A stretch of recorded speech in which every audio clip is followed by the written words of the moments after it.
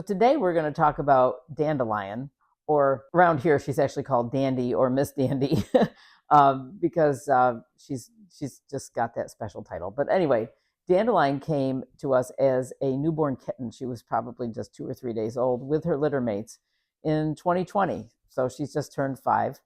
Um, and she was the smallest of these orphan kittens.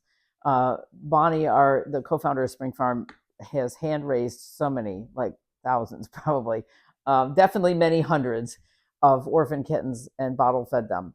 And she felt from the beginning there was something off with this kitten. She kept saying, there's just something off with her. And little did we know, because we didn't go looking for this because we didn't know this was a thing. Now with all the kittens, we check this like immediately. But little did we know there was something really major wrong with her. She stayed smaller than the others, but she drank, from the bottle. So kittens, when they're really young, before they're on solid food, they basically urinate and defecate through their bladder. I mean, they pee it out. So they don't produce stool. But once they start to eat, then that part of their digestive system kicks in, and they produce stool, and they poop. Thank goodness this was found right away when she started to eat. It was like the day she started to eat. She ate some canned food, and we noticed she was uncomfortable. But it turns out that Dandy was born with a condition called atresia Annie type 1, and that's a big term. It was something we never heard about. But atresia Annie basically is that she was born with a birth defect, and her colon didn't connect to her rectum. So actually, she was born without a rectum. Her colon just kind of ended, but it didn't connect to anything. So there was no external hole, and there was no connection to the colon inside. Normally, that would be, obviously an instant euthanasia that we can't do anything about.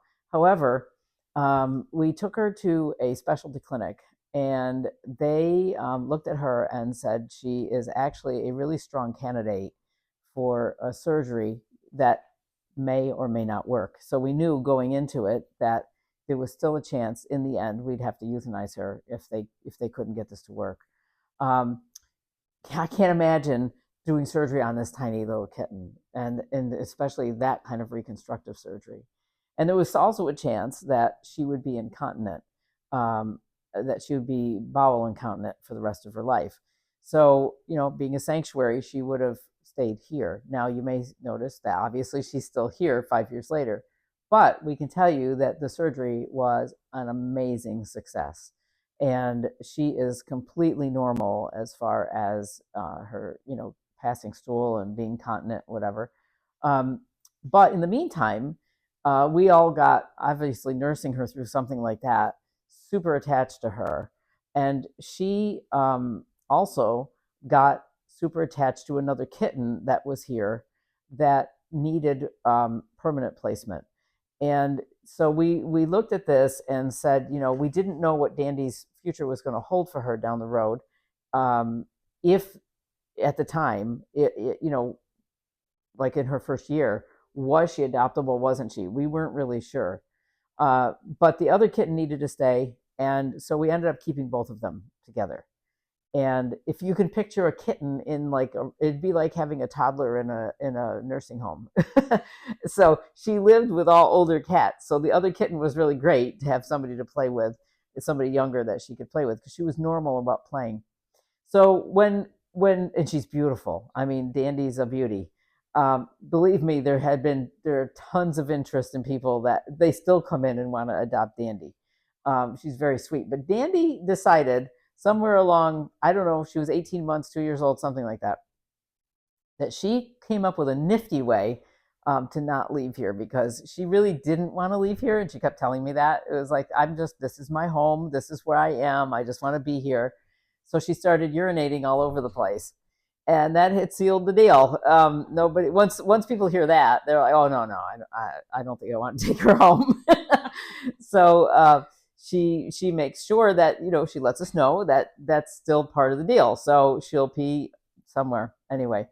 Um, so Dandy has been very clear with staying here, and she will stay here. She got her wish. I would say no. She has not hung on to any kind of trauma with that. At the time, it was hard for her, but you know what? We were shocked, as were the vets that did the surgery, at how quick she bounced back. And that's what they said, that one of the things that was in her favor was her age, because kittens are growing, and they're in growth process, and they're in the healing. She was healing and creating new cells, and doing things rapidly. So it was incredibly fast how much she did heal. It was crazy to watch it. Every day you'd look at her, and the scar tissue would just fill in and heal. And yeah, and there was a huge celebration at Spring Farm. Huge. Well, so all of the caretakers are hooked up by walkie-talkies. And when she had her first poop, I mean, it went over the walkie-talkie, and everybody was like, "Wahoo!" And we were laughing because these are public walkie-talkies, so anybody listening to this probably thought we were nuts. But it was a huge day here, and the first dandelion formed poop. So so it's case by case for sure, because it's what the animal wants to go through. Not every animal would want to go through that process. There are kittens that would be like, "Nah, I'm out. Just send me back, and I'll come back again." And that's how they oftentimes will say it. They've not been here very long. They're not totally invested in being here necessarily, and but Dandy was invested, and she was. It was clear she was a survivor. She wanted, and all the vets that looked at her knew that about her. Our in-house vet, Dr. Christine, knew that. Looking at her, the vets that met her at the specialty clinic were blown away by her tenacity and her clearly, and she was healthy. That was the other thing. She, with the bottle feeding and everything that we did, we had done everything right here up to that point, and she was extremely healthy. Her weight was good. So she went in like ahead of the curve. And it was miraculous that we caught it when we did, and we got to see that that there was this issue. But not all animals would do that. So let me just tell this story, because this is an extremely rare condition. Actually, they say that it may not be as rare as we think, because a lot of kittens, if they're born this way, would die. So it could be that there are more cases, but it's rare that they make it into like a vet clinic for surgery. They had warned us that not all of them survived the surgery either. It's major, as you can imagine. It's a huge surgery. So imagine our shock when, about 2 months after Dandy, some kittens came in, or a kitten came in, and that kitten had been eating solid food for a couple of days and was clearly bloated and in distress. And the first thing Dr. Christine did is lift up the tail. And I saw the look on her face, because I was there with her at the time. And she said, she passed her along to me and said, "Dawn, am I nuts? Lift up her tail." And there was no rectum. And it was, I mean, what are the chances of that we got that? And she was a little peanut of a kitten. She was tinier than Dandy. She was really small and not in great shape when she arrived. So off we went. It was during COVID, and the clinics were overwhelmed. We had trouble getting in. We ended up having to go to a different clinic, and to a different vet altogether. She was diagnosed with atresia Annie type 2, so it was different. And what was different with her is she had more significant defects internally than Dandy did. Dandy had one specific piece that had to be reconnected, whereas Lainey, we named her Lainey. Lainey had multiple places that had to be reattached, and the external rectum had to be also constructed. So hers was much more dramatic. It was much more involved, and we had serious discussions here with Lainey, making the decision if she wanted to try or not. Now, under our belt, we've been through this before, and we knew what the aftercare was. We knew, and it was fresh, and it's not like we went through it 10 years ago. We just been through it 8 weeks ago. So we knew we could handle that part of things. The question was Lainey up for that?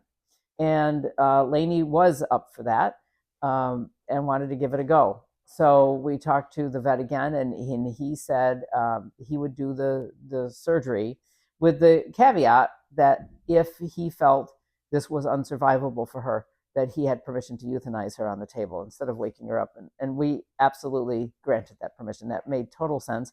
But with the fortunate situation we are here to have our own vet on staff, Dr. Christine was able to talk to him during the surgery. He actually called her to tell her what was happening, what he was finding. And so there was a risky move he had to make during the procedure. And he said, I can't guarantee that this will hold. We can try it. And if you want me to go through with it. So again, she had me sitting there. We consulted with Lainey. She wanted to give it a go. He went ahead and did it. And again, the surgery was an incredible success. She definitely responded. Again, the day that she had a first poop, we were like super excited, and we were 2 for 2 and everything was great. And then shortly after that, Lainey started to have issues, and she suddenly wouldn't eat. She was having clearly in distress. Discomfort, I should say, not distress. That would be a little too strong of a word, but she had discomfort. And we took her back in, and they actually found that she had other birth defects in other organs that just made this impossible. And we did have to make the decision to euthanize her. And we made that decision with her. It was a very, very sad day here. And it was also a day confirming what we do, how we do it, and the fact that we need to listen to the animals. So her picture still hangs. She's a tiny little kitten. Her picture still hangs in the wall of in our vet clinic. Actually, the picture hangs there to remind us what we're about. She was the brightest light in the world, and the most sweetest, most affectionate kitten, and appreciated every single thing done for her, every single thing. So to let her go was hard. It was hard for her to say goodbye. She really wanted to stay, but she also understood that her body couldn't. So that's one that we said to her, please come back. We really don't want that light in the world. But she came in and she touched that surgeon that did her, touched him tremendously. And like they all said, they felt so bad because the surgery was a complete success, but it was just other problems that she had that nobody could foresee. No, at that point she was too young. Nobody could see that there were problems with, I think it was her pancreas and some other things, but I may be wrong on the medical part of that, but it was just more, it was insurmountable. So I would say one of the things that we learned is to keep listening to the animals and to keep listening to what we're told, what options we have, and do they want to go for that or not. Quality of life is everything, and we've had other animals in situations like that where, yes, there were surgeries that were available. There were things we could have tried. We just went through that recently, actually, that there were things that could be done, and it was clear that it wasn't right for that animal. And then we don't just do it. So we're not just, I want to make it really clear that we don't just do these things because we can, or we have a saying here that we live by, which is just because we can, should we? And we as caretakers here have to ask that question. It's often uncomfortable to ask that question, but you have to ask it, because just because there is a treatment, is it right for this animal in this circumstance? Because circumstances change. It's like Lainey was up for that first surgery, but even if there was a surgery that could have been addressed for the second round of things, she was done. I mean, it was time. She came into this world to do something. She did it. Her light shines so bright, and we have to take that and say, okay, as sad as it was for everybody, and her too, she didn't, she would have loved to have stayed, but it was not what she was here for in that existence. And listening to that, letting it help guide us is important. Um, and that's true when we're dealing with special needs animals. That always has to be the case, that we listen to them and not put what we think is right or what we don't think is right. Because here's another thing: sometimes we have animals with debilitating, long-standing diseases where they degrade over time, like their condition degrades over time. Not the animal, but where their bodies slowly fade. And sometimes hospice care doesn't look pretty. Sometimes it's they can be having tumors on their face or something like that that are eroding, that where they are comfortable, they're totally comfortable. They're still eating and drinking and playing and letting us know they're comfortable, but they look awful. And that is almost as difficult, because then we get into people's opinions about what that looks like. Why are you doing this? And people then saying, are you doing this just because you want to do it? When we try to be really clear here that that's not the case. But that is self-reflection. We constantly have to be checking ourselves on that and making sure that we're all okay on this. And that's why we have multiple people that are in this role here to check and balance each other and to ask the difficult questions. Like, okay, we could give this drug that would do this, but is this cat or dog or horse or goat or whatever done? Are they done? Because if they are, we then become an impediment on their path, and we're not helping them at all. And we're not in the business here. When I say the business, that's wrong. It's not our place to be prolonging suffering or prolonging something on our agenda. And so, like I say, it gets into uncomfortable conversations. It gets into really checking to make sure that we're doing the right thing and that we're in the right space with them. So Lainey in particular, I think a lot of staff, a lot of the caretakers, um, were really in disagreement with us on the euthanasia decision, because it was like, why can't we try? Why can't we try? It was because she was finished, and so you know that's where you get. And even we didn't just do this in-house decision either. We talked to her surgeon as well, and he was even in tears on the phone. You could hear it. He was so emotional because he said, we got her all through this far, and then their staff becomes attached to them. The nurses, the vet techs, the people there at the clinic got super attached to Lainey. She was just that kind of being that just drew you into her life. And they were like, well, maybe we could try this. And then the surgeon just said, you know what, I totally hear you and respect this decision, because it's not about the medicine right now, it's about what's right for her.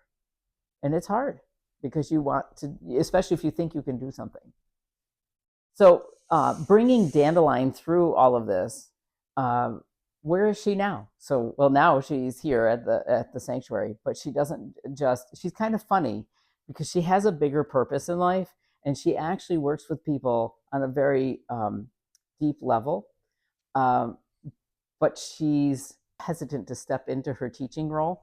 So she used to be in the hall. We had her running loose in the hall. That's when she started peeing everywhere. And then she had to be put into a cat room. So she's in a cat room. She's very happy in there.